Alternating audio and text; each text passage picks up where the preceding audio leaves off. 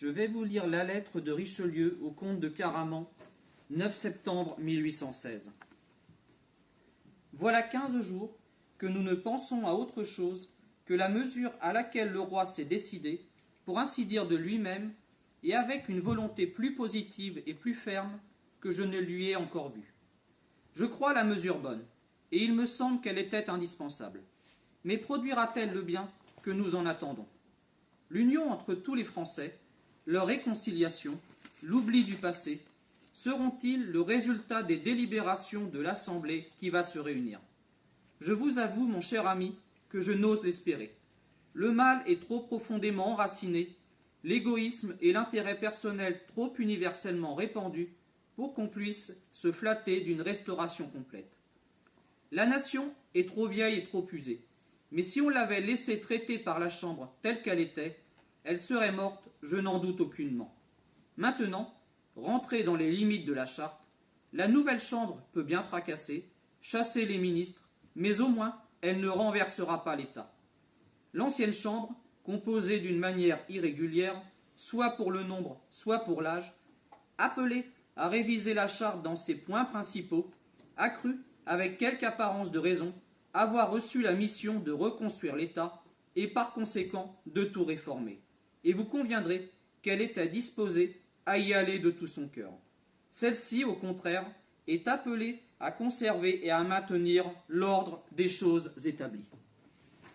Je viens de vous lire la lettre que Richelieu a écrite au comte Georges de Caraman, 1790-1860, un diplomate en poste à l'ambassade de France à Londres.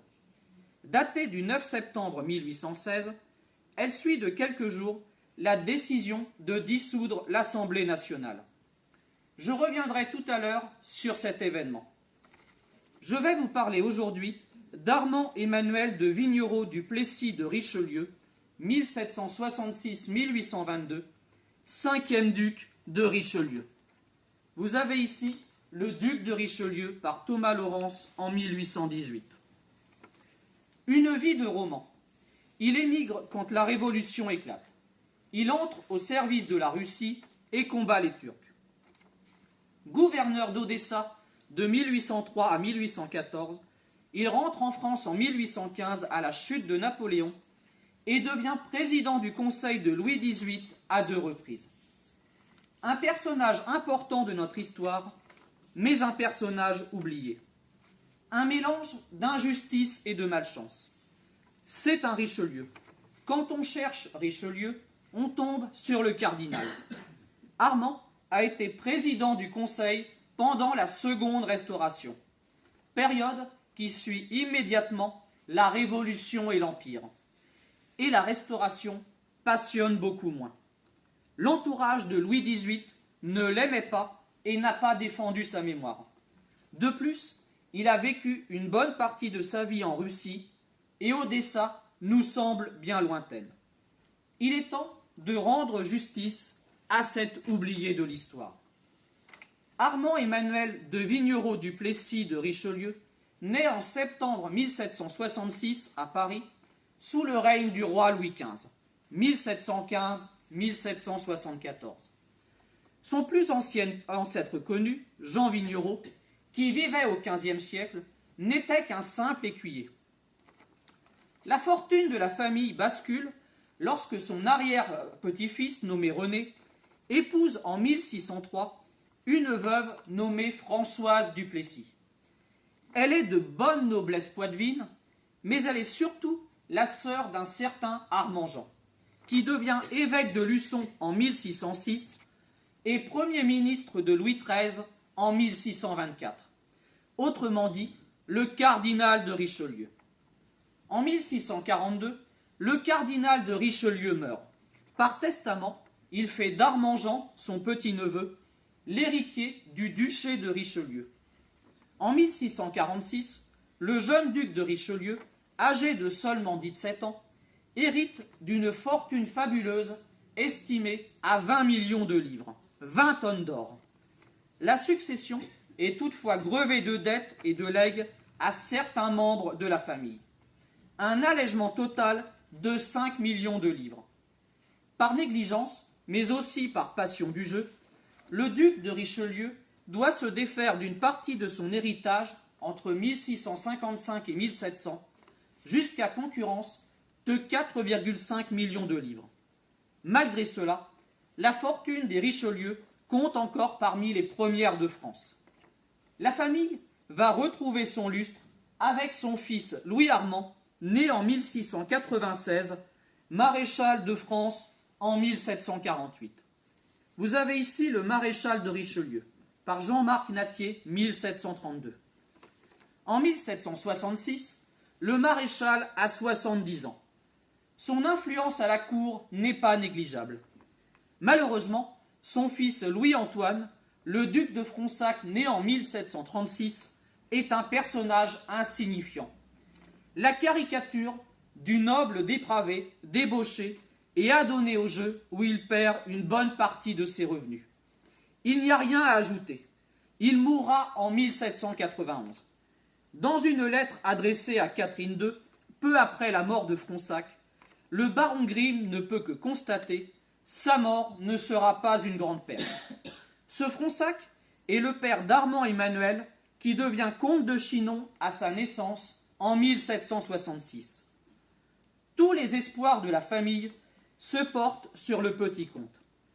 De santé fragile, la mère d'Armand Emmanuel, Adélaïde Gabrielle d'Hautefort, s'éteint le 3 février 1767. Camille, le frère aîné du jeune comte, meurt à son tour en juin 1767. On confie Armand Emmanuel aux sœurs de sa mère, la marquise de Nesle et la comtesse de Rastignac, et surtout à sa marraine, sœur de son père, Sophie Septimani de Richelieu. Celle-ci, grande musicienne, voyait régulièrement Voltaire. Elle mourut en 1773 à 33 ans. Avant de partir, elle avait confié le comte de Chinon aux soins d'un gouverneur de renom, l'abbé Labdan. Sur les conseils de cet abbé, Armand Emmanuel entre à 8 ans au collège du Plessis-Sorbonne qui relève de la maison et société de Sorbonne. Le cycle des études dure de 7 à 8 ans, de la 5e à la rhétorique. Le comte de Chinon sort du Plessis en 1782 à l'âge de 15 ans. En 1776, son père s'était remarié avec Marie-Antoinette de Galifet. 2 filles naîtront de ce mariage, Armandine et Simplicie, qui, sous la Restauration, soutiendront activement leurs demi-frères devenus ministres. Les rapports entre le maréchal et Fronsac resteront mauvais. Le maréchal, déçu par son fils, reporte son affection sur son petit-fils, dont il s'occupe de plus en plus. Il dit d'Armand Emmanuel qu'il a toutes ses qualités et pas un de ses défauts. En 1780, le maréchal fait du comte de Chinon son légataire universel, déshéritant son fils. Armand Emmanuel habite un appartement dans l'hôtel de son grand-père. Il fréquente la société du maréchal, rue Neuve-Saint-Augustin. En 1782, le comte de Chinon a 16 ans. Il est temps pour lui de se marier. Le maréchal cherche le bon parti qui renforcera la maison Richelieu. Son choix s'arrête sur Adélaïde Rosalie, la dernière fille du marquis de Rochechouart, qui est âgée de 12 ans. Le contrat de mariage est signé par le roi à Versailles le 14 avril 1782. Le comte de Chinon reçoit 200 000 livres, produisant 6 000 livres de rente. La baronnie de la Ferté-Bernard, produisant 30 000 livres de rente, et le duché de Fronsac, produisant 86 000 livres de rente. En apparence, une fortune cossue. Il n'entrera toutefois en possession de la terre de Fronsac qu'à la mort du maréchal, lorsque son père deviendra propriétaire du duché de Richelieu, sans compter d'autres restrictions. Les 300 000 livres de dot de la future épouse paraissent plus consistantes, 90 kilos d'or. Le mariage apparaît plus avantageux pour le clan Richelieu, dont la fortune est encore imposante, mais de plus en plus fragile et grevée de dettes. La cérémonie religieuse a lieu le 4 mai 1782 dans la chapelle de l'hôtel d'Antin, l'hôtel du maréchal. Il est temps pour les deux époux de se quitter. Ils ne se verront plus pendant longtemps. Le comte de Chinon va effectuer un tour d'Europe de 2 ans en compagnie de son précepteur, formation indispensable pour tout bon gentilhomme. On commence par la France, Tours, Richelieu, Bordeaux, Toulouse entre autres. On atteint Genève en août 1783. Les journées d'Armand Emmanuel sont bien remplies. Il s'occupe le matin avec son gouverneur à ses études. Tous les soirs, il écrit ce qu'il a vu et observé le jour. Il parle commerce avec des étudiants étrangers, guerre avec des officiers. Certaines conversations se tiennent en allemand, langue que le jeune comte maîtrise parfaitement. À Genève, il prend des leçons d'italien. À Gênes, il est reçu par le Sénat. À Rome, il rencontre le roi de Suède Gustave III de passage dans la ville. Il rend aussi visite au cardinal de Berny, ambassadeur du roi depuis 1766. On se rend à Munich, où Armand est présenté le 30 mai 1784 à l'électeur de Bavière. À Vienne, où il fait un assez long séjour, il eut plusieurs conversations avec Joseph II. Avant de rentrer en France, Chinon séjourne quelques jours à Berlin. On lui accorde la permission de suivre les manœuvres de l'armée. Toutefois, sa rencontre avec Frédéric II ne se passera pas très bien. Il rentre en France à la fin de l'année 1784. Il va enfin pouvoir revoir sa jeune épouse, âgée maintenant de 14 ans. 2 ans se sont écoulés. Armand Emmanuel est bouleversé quand Adélaïde Rosalie lui apparaît. Mais ce n'est pas le coup de foudre. Sa femme est devenue complètement bossue. Les deux époux ne vivront jamais ensemble, même s'ils resteront mariés. Chinon mettra son énergie dans les armes. On se charge de lui trouver une sous-lieutenance dans l'un des régiments de la famille royale, celui de la Reine Dragon.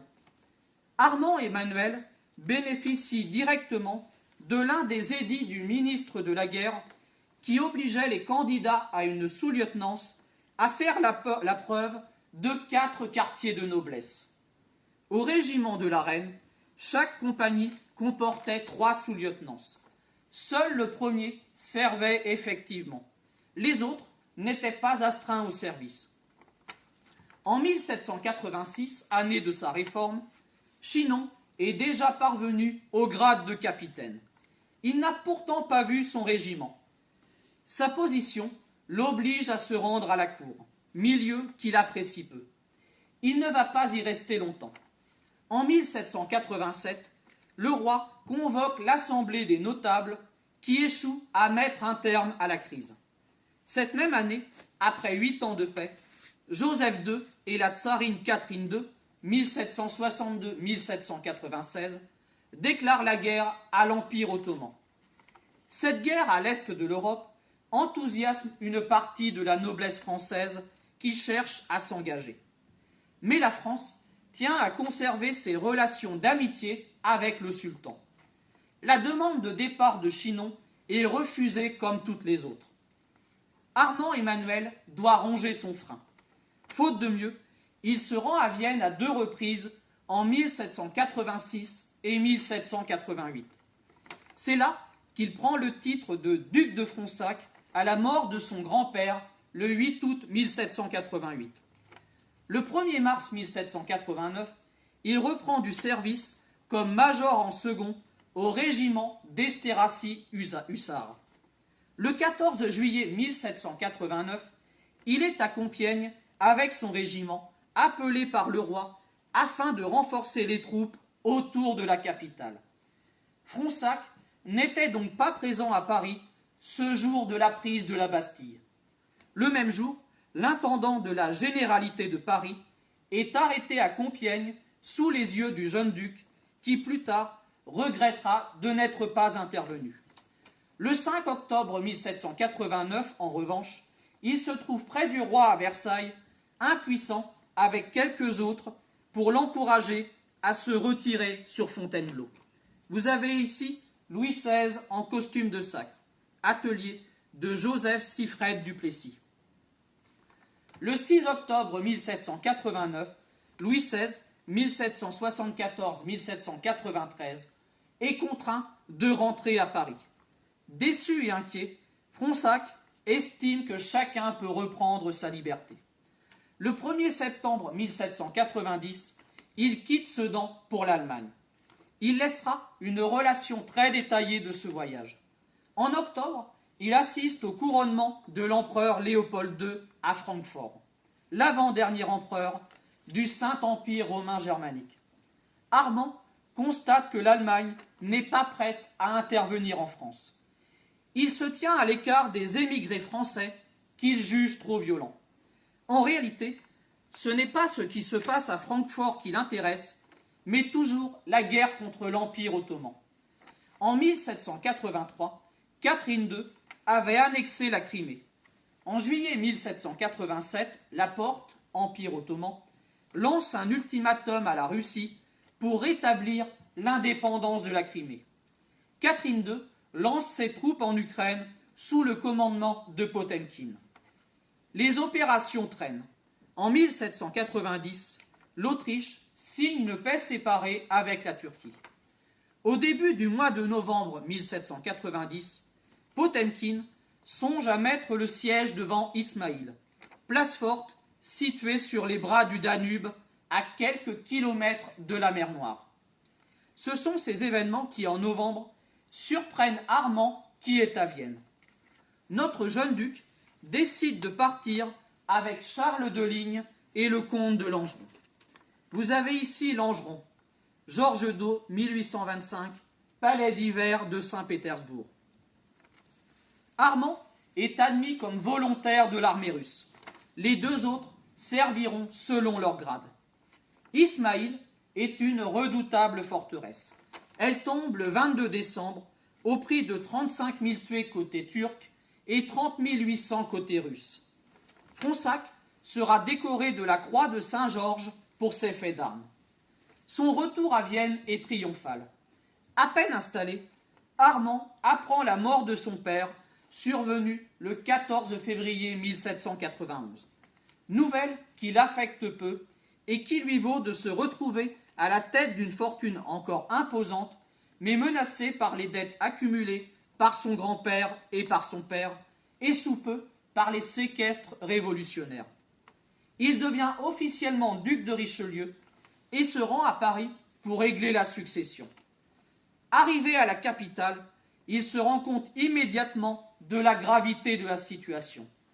La position du roi est de plus en plus fragile. Richelieu, à contre-cœur, doit accepter la charge de premier gentilhomme de chambre de Louis XVI.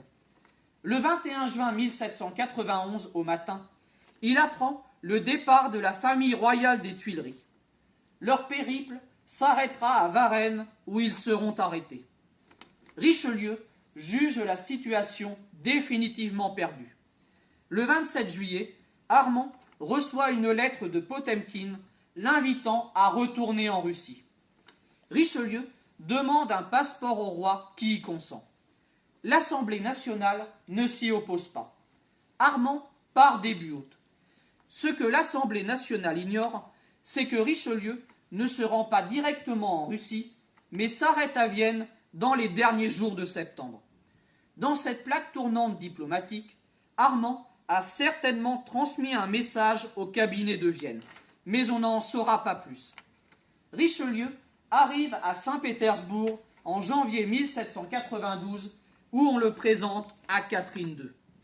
Vous avez ici Catherine II, Johann Baptist von Lampi, année 1780. Armand est fait colonel et est reçu dans l'intimité aux réunions du palais d'hiver. Dans le même temps, les événements s'accélèrent en France. Le 30 avril 1792, la France déclare la guerre aux rois de Bohême et de Hongrie. Beaucoup d'officiers désertent et rallie les corps d'émigrés français en formation sur le Rhin. Armée des princes, de Bourbon, de Condé. Richelieu décide de rejoindre le corps de Condé, plus modéré que celui des frères de Louis XVI. On lui assigne un rôle de négociateur. Armand ne prendra pas part à la bataille de Valmy. Il sait toutefois que le retour en arrière est impossible. Il est maintenant assimilé aux émigrés. Le corps de Condé sera licencié le 1er avril 1793. Richelieu revient à la cour de Vienne en 1793, se tenant à l'écart de la cour de Ham où sont réfugiés Provence et Artois, les frères de Louis XVI, qui a été guillotiné le 21 janvier 1793. Armand manifeste à nouveau le désir de prendre les armes. Richelieu et son ami Langeron entreront comme volontaires au service de l'Autriche, tout en restant chargés d'une mission d'observation pour le compte de la Russie. Les Autrichiens s'épuisent en siège inutile. Ils devront finalement retraiter derrière la Sambre à la fin de l'année 1793. Richelieu combat aux avant-postes en montant parmi les premiers à l'assaut de Valenciennes. Il n'a plus rien à perdre. La duchesse de Richelieu est en prison et la République confisque et distribue ses biens. Pour la première et dernière fois de sa vie, il prend les armes contre la France. Épisode qui sera oublié lors de la Restauration. En 1794, la campagne s'achève en désastre pour les Autrichiens qui doivent abandonner les Pays-Bas. En février 1795, Richelieu regagne Saint-Pétersbourg. Cette fois, son retour ne sera pas triomphal. Il va vivre sa traversée du désert. À la cour, on déteste les Français, royalistes ou jacobins, peu importe. Richelieu se voit obligé d'agir en courtisan pour regagner les faveurs de la tsarine. Les choses finissent par s'arranger. En mai, Richelieu et Langeron obtiennent leur brevet de commandant en second. Armand est envoyé en Pologne, qui a été partagée entre la Prusse, l'Autriche et la Russie en octobre 1795. Le régiment de Richelieu, cantonné en Volhynie, fait partie de l'armée d'occupation. Armand apprend quelques rudiments de russe. Dans ses lettres au ministre de Catherine II à la cour de Vienne, il exprime son aversion pour la politique d'assimilation des nouvelles provinces. Les impôts sont trop lourds, la répression va bon train. Le 17 novembre 1796, Catherine II meurt. Richelieu n'attend rien du nouvel empereur Paul Ier, 1796-1801. Contre toute attente, il est pourtant nommé général-major et colonel des cuirassiers. Le régiment est stationné à 12 km de Saint-Pétersbourg. Ce n'est pas forcément une bonne nouvelle quand on connaît le caractère de Paul. À 32 ans, il est d'une humeur versatile, tantôt sombre, tantôt gai, tour à tour bienveillant ou sévère. Grâce et disgrâce se succèdent. À la cour, on vit dans la terreur. Richelieu devait participer aux exercices qui se déroulaient sous les yeux de l'empereur. Au cours des parades interminables, Paul trouve toujours à redire au colonel des cuirassiers. Le tsar s'emporte pour une faute même légère. En juin 1799, Richelieu rejoint son régiment envoyé en Lituanie sur la frontière russo-prussienne. Il finit par donner sa démission et se retire à Vienne. Sans solde, il n'a que 30 sols par jour pour vivre. Le vent finit toutefois par tourner. Dans la nuit du 23 au 24 mars 1801, Paul Ier est assassiné par un groupe de conjurés appuyé en sous-main par les services secrets anglais. Alexandre Ier, son fils, lui succède. 1801-1825. Vous avez ici Alexandre Ier, Georges d'O, 1817. Le rapprochement entre la France et la Russie, commencé sous Paul Ier, se poursuit. En décembre 1801, le gouvernement russe remercie le premier consul Bonaparte de la radiation provisoire de Langeron et de Richelieu de la liste des émigrés. Le 2 janvier 1802, la duchesse de Richelieu aperçoit une voiture stationnée dans sa rue, se précipite chez elle et trouve Armand fêté par ses gens. Richelieu est de toutes les fêtes.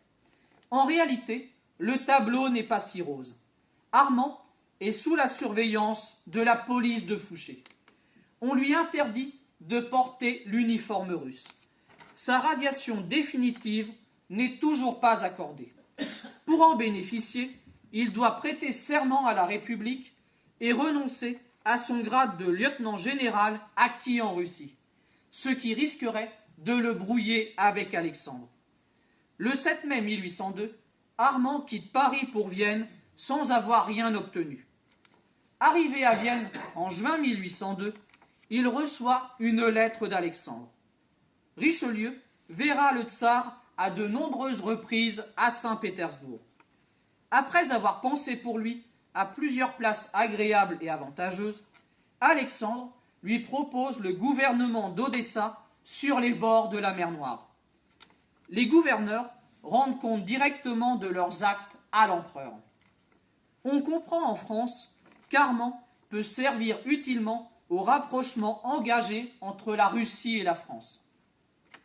Richelieu reçoit la nouvelle de sa radiation définitive de la liste des émigrés, datée du 2 novembre 1802. L'aventure commence.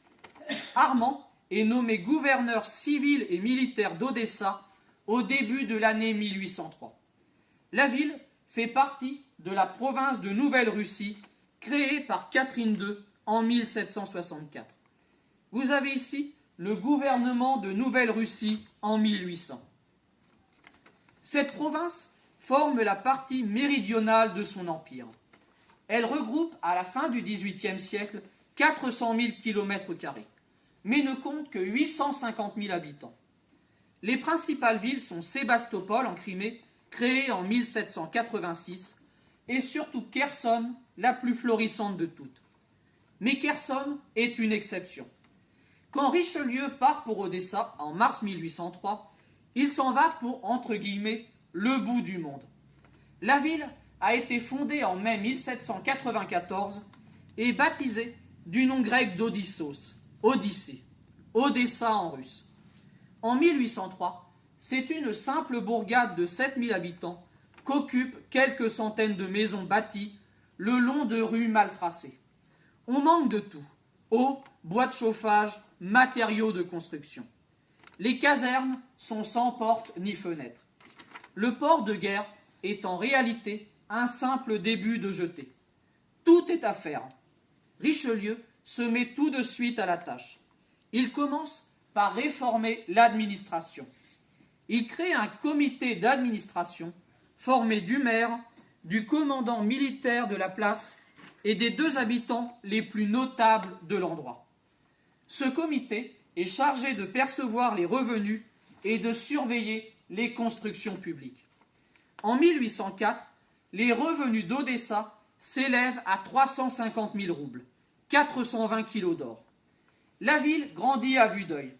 Richelieu s'attaque d'abord au port, source de richesse. Vous avez ici le quai commercial d'Odessa au XIXe siècle. L'ancien port de guerre est converti en port de commerce.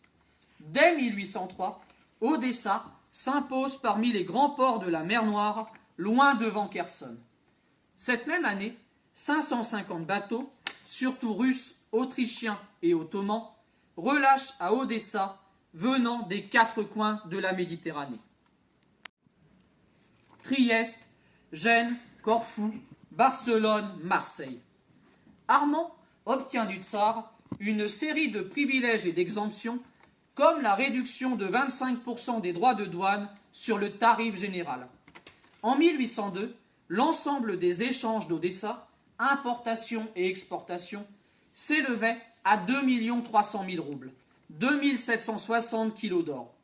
En 1811, cet ensemble monte à 20 800 000 roubles, 25 tonnes d'or. L'essor sera freiné par la guerre russo-turque de 1806-1812 et l'application du blocus continental de Napoléon qui proscrit les marchandises britanniques. Mais ces marchandises anglaises continueront d'arriver à Odessa en étant chargées dans des navires battant pavillon américain. Le blé représente les 3/4 des exportations. On importe du coton, du textile, du vin et de la quincaillerie. La croissance de la ville suit celle du port. Richelieu fait creuser des puits, construire des routes, des ponts. Il veut construire une ville idéale sur un plan classique emprunté des modèles romains. Des rues en damier, larges, plantées d'acacias. 2 architectes français travaillent sous le gouvernement de Richelieu, Chasles et de Thomont. Chasles dessine les plans de la bourse d'Odessa. De Thomont, ceux du théâtre et de l'hôpital militaire. Vous avez ici l'hôpital militaire d'Odessa. On compte une cathédrale orthodoxe, Saint-Nicolas, une église catholique, une église grecque, une synagogue. C'est peu si on compare cela aux autres villes. On construit des bâtiments en pierre, synonyme de richesse. Armand prête de l'argent pour les constructions, distribue des terrains. En contrepartie, les habitants soumettent leurs plans au comité d'administration de la ville. En 1803, on construit 150 maisons. En 1813, 2000.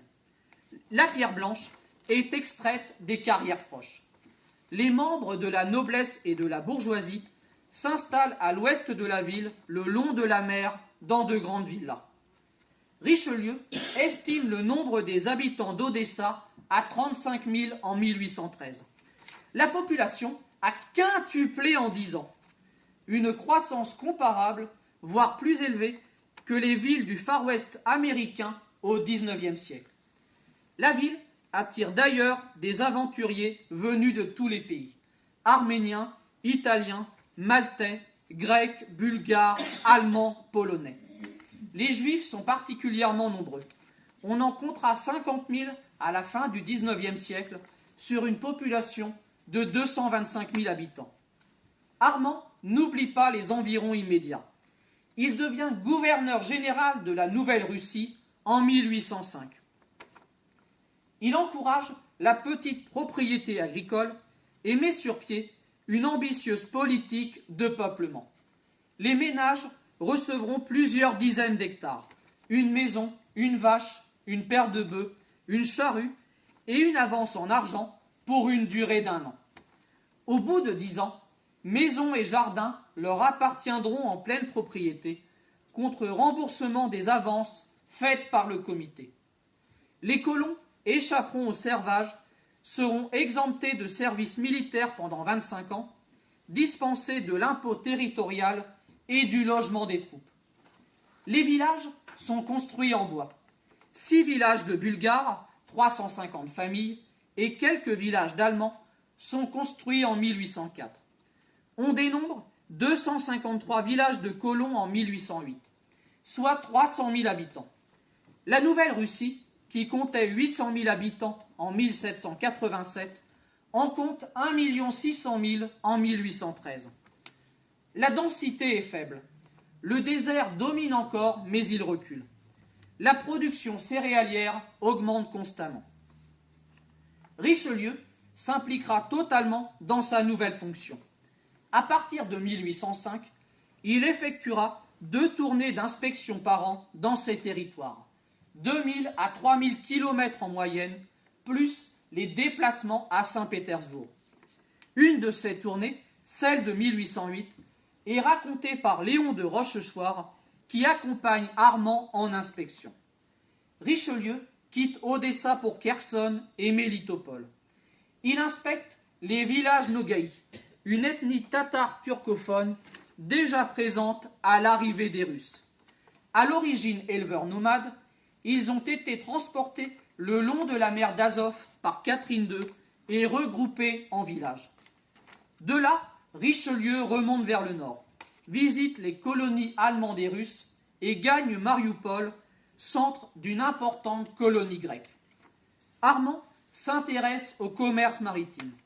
À partir d'Azov, il commence l'inspection des Cosaques Zaporogues. Vous avez ici des Cosaques Zaporogues.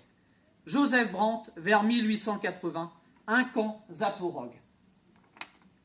Ces autochtones ont eux aussi été déplacés par Catherine II le long de la nouvelle frontière orientale de l'Empire qu'ils sont chargés de défendre contre les envahisseurs.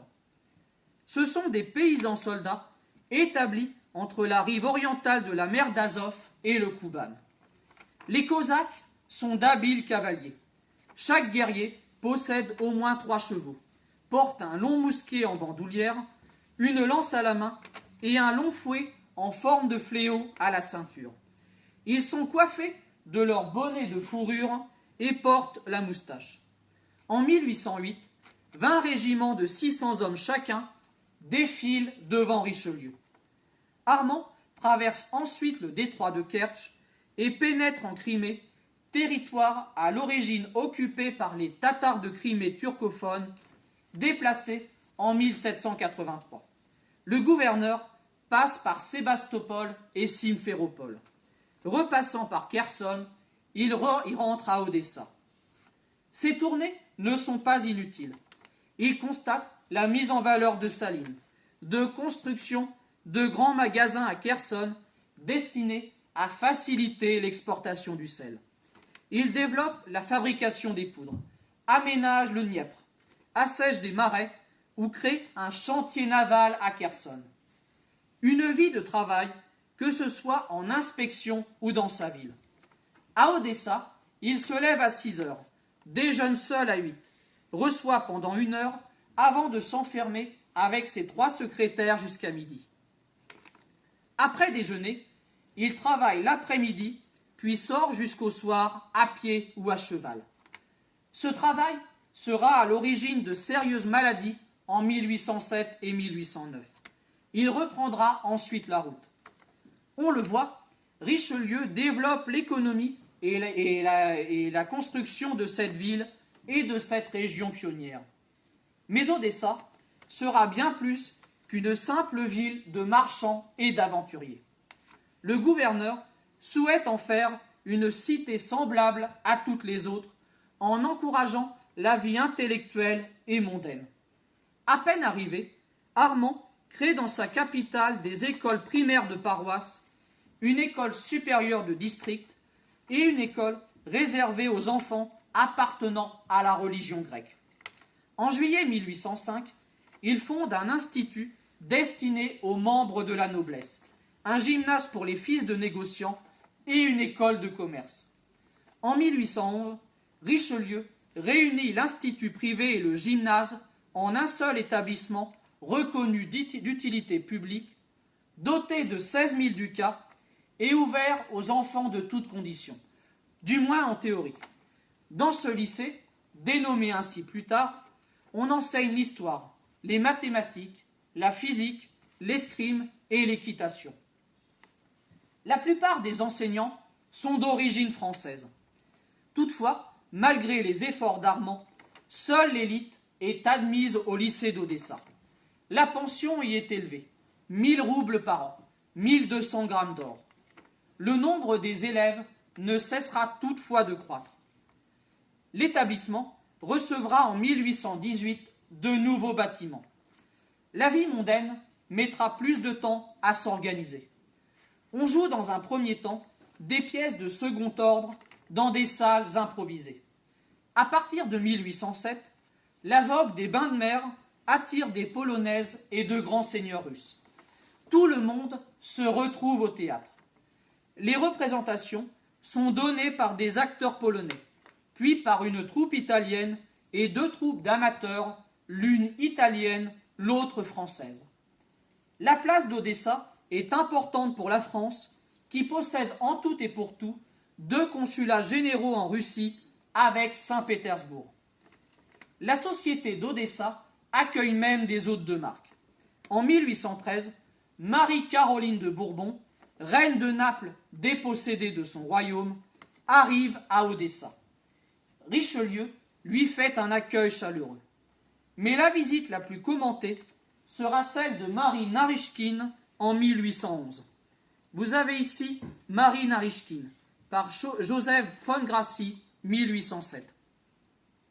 Marie Narychkine est la maîtresse officielle d'Alexandre Ier. En 1808, naissait une fille Sophie, de santé fragile. Les médecins conseillaient les climats chauds et secs, et en 1811, Alexandre envoyait maîtresse et fille à Odessa. Après un séjour d'1 mois aux environs de la ville, Madame Narychkine passera plusieurs jours en visite le long des côtes de Crimée, toujours escortée du gouverneur général. Alexandre Ier a confié à Richelieu ce qu'il avait de plus cher. Mais Odessa n'est pas qu'un lieu de villégiature. C'est aussi un avant-poste stratégique. De 1806 à 1812, la Russie et l'Empire ottoman sont en guerre. La Nouvelle-Russie est en contact avec des territoires dépendants ou alliés de la Turquie. Les forces armées de Richelieu ne participent pas directement aux campagnes militaires. Le rôle du gouverneur est d'assurer l'approvisionnement des armées russes en campagne. La flotte de la mer Noire sert au transport des troupes. Armand devra toutefois lutter contre les bandes circassiennes soutenues par les Turcs. En 1807, Richelieu, à la tête de 7000 hommes d'infanterie, 1500 cosaques et 22 pièces de canon, franchit le Kouban en direction d'Anapa, situé sur la côte des Abkhazes, au pied des montagnes du Caucase. Les combats se poursuivront les années suivantes sans issue décisive. Ils s'arrêteront suite à la paix de Bucarest du 28 mai 1812, mettant fin à la guerre russo-turque. Le répit pour le tsar sera de courte durée. Le 24 juin 1812, Napoléon franchit le Niémen et envahit la Russie. Vous avez ici Bonaparte visitant les pestiférés de Jaffa. Antoine Jean Gros, 1804. Richelieu s'apprête à marcher sur Ouman pour rejoindre l'aile gauche de l'armée russe. 12 bataillons quitteront Odessa pour rejoindre l'armée de Moldavie. 64 autres sont sous les armes, prêts à marcher. Armand rêve d'en découdre. Napoléon l'exaspère. Le Corse est le fléau de ses semblables, le perturbateur du monde. De plus, le gouverneur aime la guerre. En août 1812, Richelieu s'apprête à partir. Mais Armand passera la guerre à Odessa. Un autre ennemi est aux portes de la ville. La peste. La nouvelle éclate le 28 août. En moins d'une semaine, elle fait une trentaine de victimes. Elle couvait en fait depuis les premiers jours de juillet, sans que les médecins, vivement critiqués par Richelieu, aient été capables de la diagnostiquer. Dès le 31 août, le gouverneur en informe Alexandre. Les premières mesures sont rapidement mises en place. Un double cordon de troupes armées est établi d'une part aux frontières du gouvernement, d'autre part autour de la ville d'Odessa elle-même.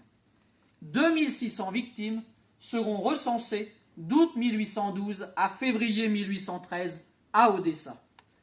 Un chiffre important, mais qui aurait pu être bien pire sans les décisions prises par Armand. En septembre 1812, Richelieu met toutes les maisons de la ville en quarantaine.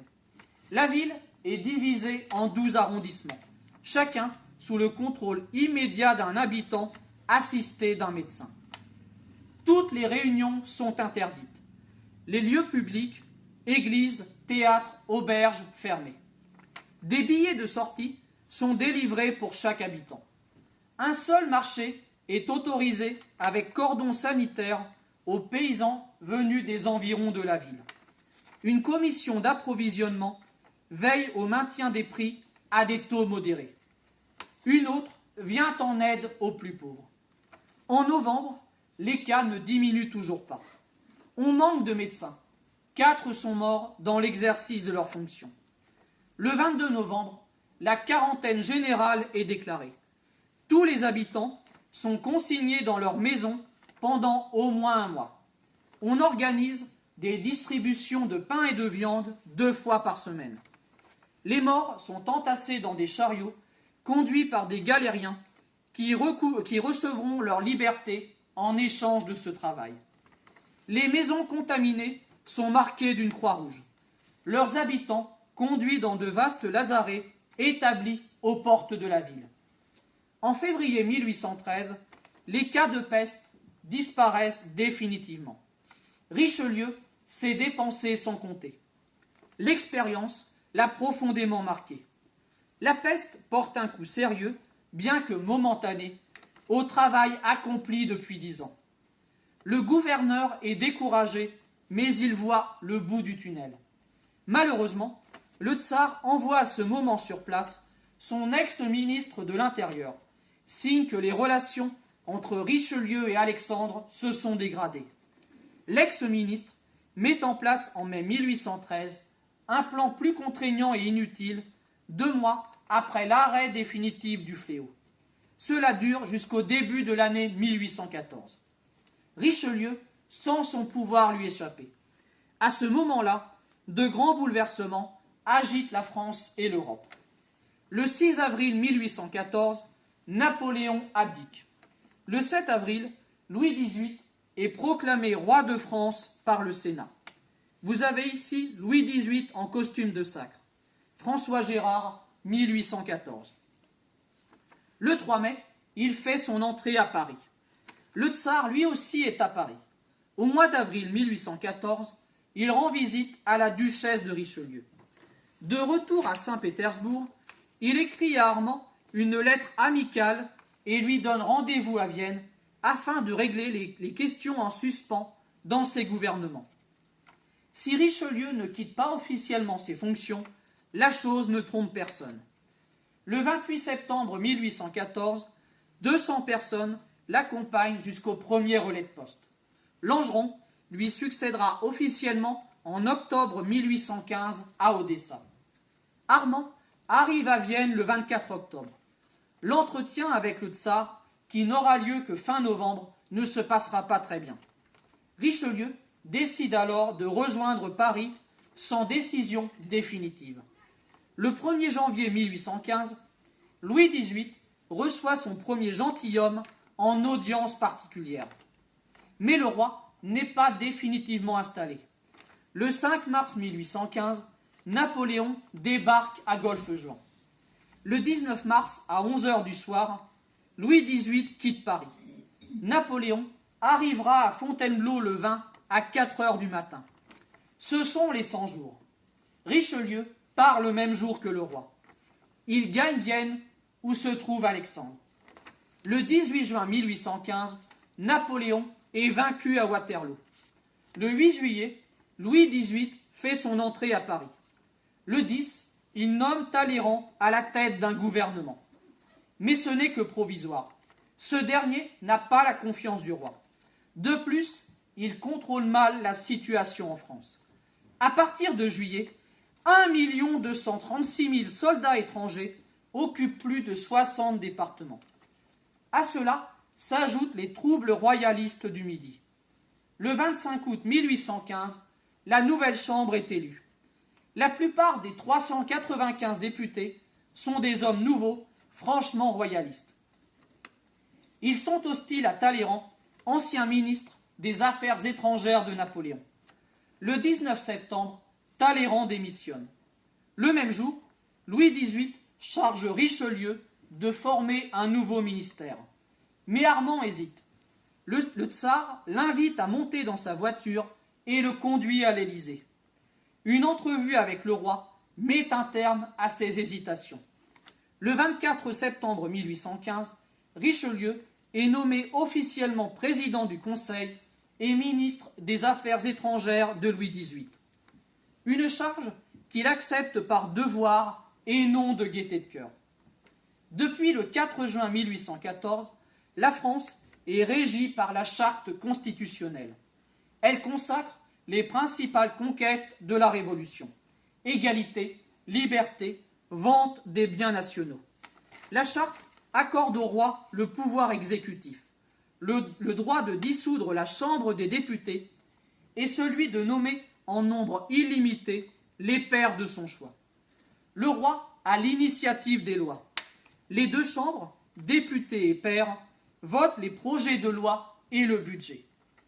Louis XVIII choisit les ministres. On oublie les votes émis avant la Restauration, sous-entendu ceux des révolutionnaires régicides.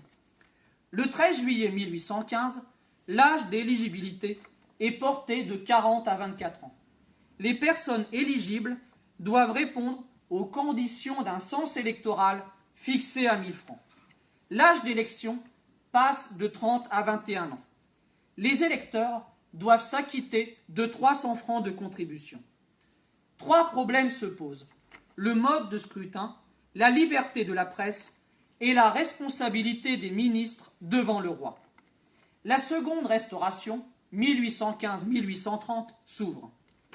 Les ministres du gouvernement Richelieu ont servi l'Empire, mais ont prouvé leur fidélité aux Bourbons pendant les 100 jours. Armand s'appuiera sur Élie Decazes, le ministre de la Police, l'homme fort du gouvernement né en 1780. Vous avez ici Élie Decazes, gravure sur bois de 1813, d'après François Gérard. Très vite, le divorce s'installe entre ces ministres et la Chambre des députés, dite chambre introuvable, à majorité ultra-royaliste. Les ultras constituent un parti. Ils réclament l'abolition de la charte et des châtiments accrus pour les révolutionnaires. Leur chef est Joseph de Villèle, le maire de Toulouse, qui intervient dans toutes les grandes questions qui agitent la Chambre. Les ultras font régner la terreur dans toute la France. C'est la terreur blanche. Des massacres ont lieu à Nîmes, à Uzès, à Marseille. Des jacobins, des protestants, des mamelouks sont touchés. L'épuration touche toute l'administration. Les nouveaux préfets font le ménage. 50 000 à 80 000 personnes sont touchées. Le tiers des fonctionnaires du royaume. Réaction et proscription sont les mots d'ordre de la Chambre introuvable. Le 29 octobre 1815, une loi de sûreté générale suspend provisoirement la liberté individuelle. Une loi contre les cris et écrits séditieux est votée le 9 novembre. Suit l'organisation de tribunaux d'exception, les cours prévôtales, le 27 décembre 1815. La bataille avec le gouvernement s'engage. Richelieu présente un projet de loi d'amnistie le 8 décembre 1815. Il est censé mettre un terme définitif à l'épuration. Le 6 janvier 1816, la Chambre passe au vote amendement par amendement. Celui qui condamne les coupables à de lourdes indemnités est repoussé. Les régicides, coupables d'avoir juré l'acte additionnel aux constitutions de l'Empire, sont bannis. Le 12 janvier, la loi d'amnistie est ratifiée par le roi. Un demi-succès pour Richelieu, qui sauve son ministère de justesse. Il en sort épuisé. Il faut en finir avec les ultras. Le ministre de l'Intérieur, jugé trop favorable à ces ultras, est renvoyé le 9 mai 1816. L'étape suivante est la dissolution de la Chambre. Le roi doit redevenir le maître. Le but est de revenir scrupuleusement au texte de la charte et de ramener les députés à 258.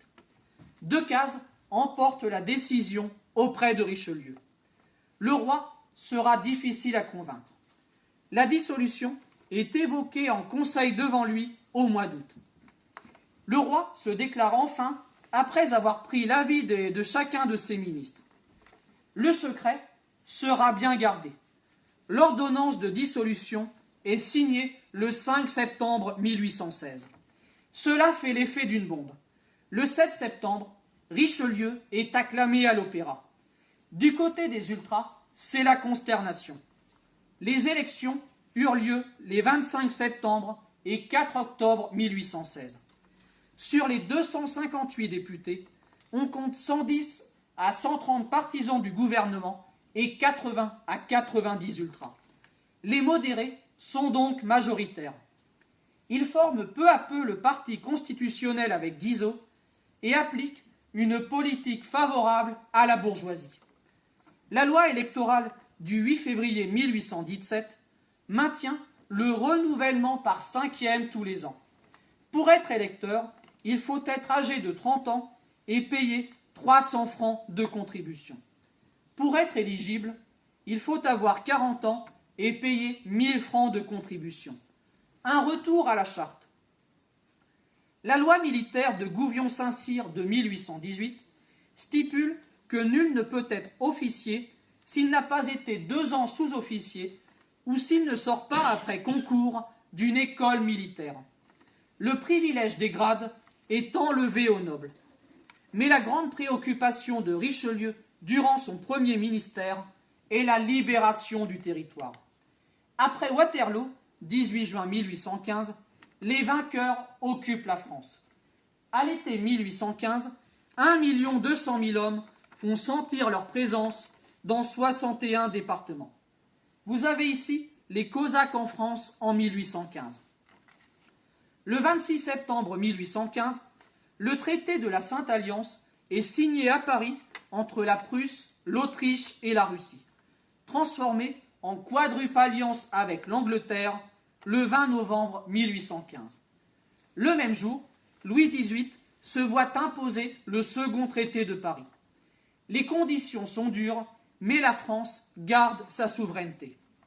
Le traité prévoit l'occupation du territoire réduit à ses frontières de 1789 pour une durée de 5 ans par une armée coalisée commandée par Wellington, le vainqueur de Waterloo. L'indemnité de guerre est fixée à 700 millions de francs, sans compter l'entretien de l'armée d'occupation. Ces forces d'occupation furent réduites à 150 000 hommes et cantonnées dans les régions nord et est. Le traité de Paris contenait cependant une seconde clause financière plus périlleuse. Elle autorisait les Alliés à demander réparation financière à la France pour les dommages provoqués sur leur sol par les armées napoléoniennes. Les coalisés en vinrent à réclamer 1,6 milliard, somme folle. Sur proposition du tsar Alexandre, Wellington fut choisi comme arbitre et proposa de ramener le montant à 240 millions. Au total, la France fut condamnée à payer une somme globale qui dépassait le milliard de francs, 290 tonnes d'or. Mais les caisses étaient vides. Le parti ultra plaidait pour le maintien de la présence étrangère. Mais Richelieu, ministre des Affaires étrangères, entendait honorer les engagements de la France pour faire cesser au plus vite l'occupation. Au mauvais état des finances s'ajouta en 1816-1817 une crise frumentaire.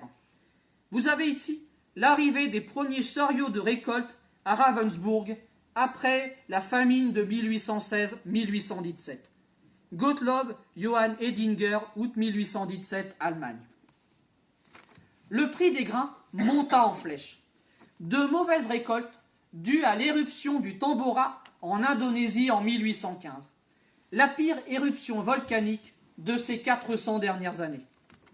Heureusement, la banque anglaise Baring et la banque néerlandaise Hop avancèrent 300 millions en échange de l'émission de titres de rente publique placés à l'étranger. Le congrès d'Aix-la-Chapelle s'ouvrit en septembre 1818. Le gouvernement français finit par proposer aux Alliés de payer par anticipation les 2 dernières tranches en échange de l'évacuation du territoire. La France fut autorisée à rejoindre la Sainte Alliance le 4 novembre 1818. Le 15 novembre, un protocole et une déclaration générale sont signés par les 5 cours, posant les bases d'une union intime entre les souverains. Un succès total pour Richelieu, qui obtient la libération du territoire 2 ans avant la date prévue et le retour de la France dans le concert des nations. Mais aussi le début de ses ennuis. Maintenant que le territoire est libéré, l'attention va se porter vers les jeux politiques intérieurs. Richelieu revient à Paris le 28 novembre 1818. Mais il est pessimiste. les élections d'octobre avaient vu l'arrivée d'une quinzaine de députés libéraux dits indépendants à la Chambre, comme Lafayette et Benjamin Constant.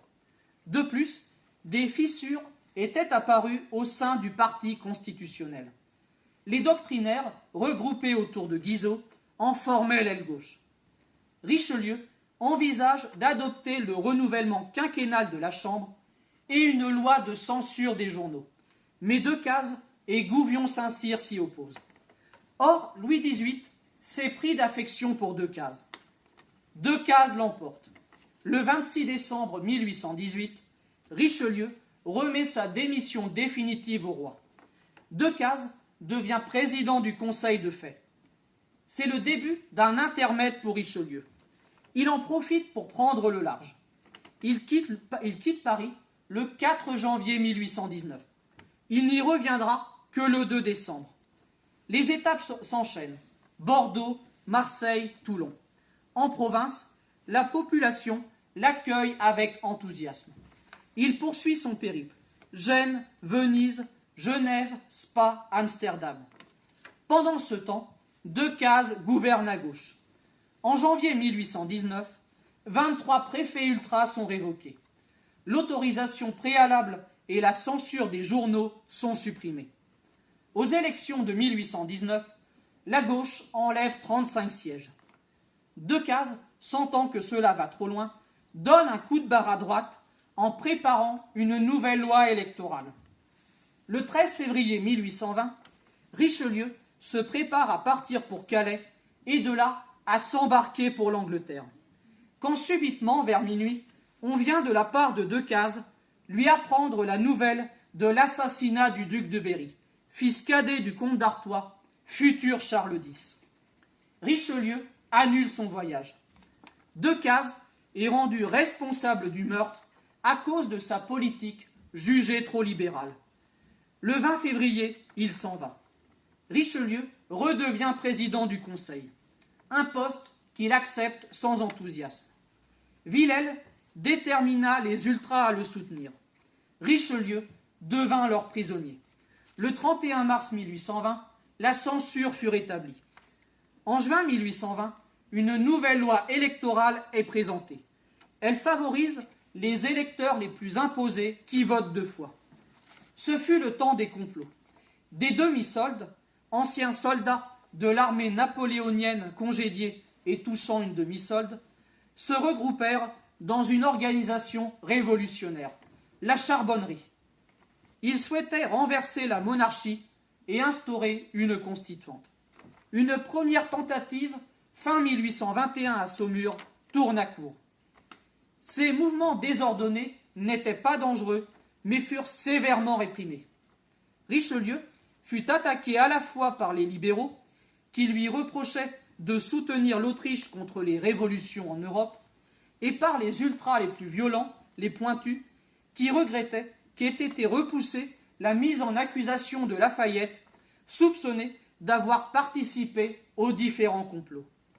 Les pointus obtinrent le retrait de Villèle en juillet 1821. Il ne faut cependant pas passer sous silence l'œuvre de ce ministère. L'armée est réorganisée. Les 94 légions, à recrutement départementaux, sont transformées en 80 régiments, 62 lignes, 20 d'infanterie légère. Le budget est excédentaire de 5 millions en 1821. Les Français ont confiance en la caisse d'épargne créée en 1818. Vous avez ici Benjamin Franklin qui vante les bienfaits de l'épargne à un jeune homme. La clé d'argent, imagerie populaire de Metz, 19e siècle. Le chômage n'existe pratiquement pas. L'investissement agricole est facilité par le dégrèvement de l'impôt foncier. Les constructions de 3 canaux, dont celui de la Saône-au-Rhône, sont lancées. Mais la politique aura le dernier mot. En octobre 1821, la droite progresse aux élections. Celle-ci se rend compte que le départ de Richelieu serait une faute. Mais la politique extérieure du gouvernement est condamnée à gauche parce qu'elle n'est pas assez constitutionnelle et à droite parce qu'elle l'est trop. Le 26 novembre 1821 et le 8 décembre, le gouvernement est mis en minorité. Le roi ne soutient pas totalement Richelieu. Celui-ci démissionne le 13 décembre 1821. Richelieu est seul. Il a perdu politiquement. Va-t-il se consoler en gérant son patrimoine? En 1788, la succession du maréchal était évaluée à 15 millions de francs, un des plus gros patrimoines de France. Mais dès le 2 avril 1792, la maréchale de Richelieu vendait l'hôtel de la rue Saint-Augustin pour parer aux premières pertes. En 1793, une partie des terres et des bois de la famille étaient dispersés par adjudication. En 1803 seulement, on restituera à Richelieu 2300 hectares de bois en Lorraine. Le château de Richelieu lui-même n'est pas épargné. Le gouvernement le restitue en 1802. Toutes les collections du cardinal, objets d'art, meubles et tableaux, ont été dispersés dans différents musées à Tours, Paris ou Orléans. Vous avez ici un Apollon, 1er, 2e siècle après Jésus-Christ. Copie romaine en marbre, d'après un original grec du 2e quart du 5e siècle avant Jésus-Christ. Collection du palais Richelieu, saisie révolutionnaire de 1801, Tours, Musée des Beaux-Arts, 154 cm. Le château est vide, mais la décoration intérieure est intacte. En dépit de cela, Armand décide de le vendre pour la somme misérable de 150 000 francs en 1805. La famille s'y oppose en vain. Napoléon lui-même tentera de sauver l'édifice, mais sans plus de succès. Le château de Richelieu a été acquis par un promoteur lié à la bande noire, des dépeceurs immobiliers. Ce promoteur en entreprend la démolition pour en revendre les matériaux. Du château construit par le cardinal, il ne restera plus que le pavillon à coupole et quelques bâtiments des anciens communs. On évalue les pertes faites par Richelieu pendant la Révolution à 1 million de francs pour les biens mobiliers et 5 500 000 pour les immeubles. Au bout du compte, à la suite du partage du 2 janvier 1804 entre Emmanuel et ses deux demi-sœurs, la marquise de Montcalm et la marquise de Jumilac, Armand hérite en tout et pour tout de 3 300 000 francs. Mais foncièrement honnête, il s'est juré de rembourser, avec les restes de sa fortune, les créanciers de son père et de son grand-père. Or, le passif de la succession s'élève à 2 138 000 francs. Pour les régler, Richelieu devra vendre la terre et le château de la Ferté-Bernard, la moitié de la terre de Richelieu ou des Salines près de Nancy, entre autres. Ce n'est que le 19 avril 1821 qu'il se débarrassera définitivement de ses créanciers. Début 1822, il n'a quasiment plus rien. En 1825, grâce à la loi sur l'indemnité des émigrés, Odet, fils aîné de la marquise de Jumilac, devenu duc de Richelieu en 1822, recouvrera une partie de la fortune de son oncle, soit 1 250 000 francs. La retraite de Richelieu est donc triste. Dans les premiers mois de 1822, sa santé se délabre. Le 16 mai 1822, il se sent indisposé par un début de fièvre. Il décide de retourner à Paris. La fièvre augmente. Un abbé lui administre les derniers sacrements. Il meurt à 1h du matin, le 17 mai 1822. Ses amis le pleurent. On le regrette pour l'avenir. En 1830, son absence se fera cruellement sentir. Louis XVIII et le comte d'Artois paraissent quant à eux soulagés. Le duc d'Angoulême, fils aîné du comte d'Artois, semble avoir été le seul à faire preuve d'une certaine tristesse. Je le regrette beaucoup. Il ne nous aimait pas, mais il aimait la France. Ni la cour, ni les princes ne seront présents à son enterrement, auquel assisteront pourtant près de 1000 personnes. Les ministres iront jusqu'à interdire la publication dans le Moniteur d'une notice chronologique. Ils craignent que sa mort puisse être exploitée à des fins politiques. Ailleurs, la peine est profonde. Alexandre n'a pas oublié l'ancien gouverneur d'Odessa. C'était un modèle de l'honneur et de la loyauté. Je le regrette pour la France, où il fut mal apprécié et à laquelle, cependant, il a rendu et devait rendre de si grands services. Lorsqu'on apprendra sa mort à Odessa, ce sera la consternation. Spectacles et théâtres seront fermés. En 1823, une souscription sera lancée pour la construction d'une statue en bronze destinée à être placée sur le front de mer. Vous avez ici la statue du duc de Richelieu à Odessa, Ivan Martos, 1828. Depuis 1828, la statue, drapée de la toge romaine, veille sur la ville. Ainsi mourut cet homme indépendant et original. Dans une lettre du 14 septembre 1819 à son ami le cardinal de Bossé, lettre en forme de testament, il écrivait « Quand on voit avec quelle modestie les hommes du siècle de Louis XIV traitaient les grandes affaires, le ton du doute qu'ils apportaient dans toutes leurs délibérations, on est encore plus étonné et plus choqué de la suffisance de nos petits grands hommes qui ne doutent de rien, sûrs de leurs faits. Il faut convenir que ce défaut, qui est évidemment celui de notre siècle, et plus particulièrement celui de notre pays. C'est peut-être ce qui me donne une sorte d'éloignement pour les Français, chez lesquels il est plus commun.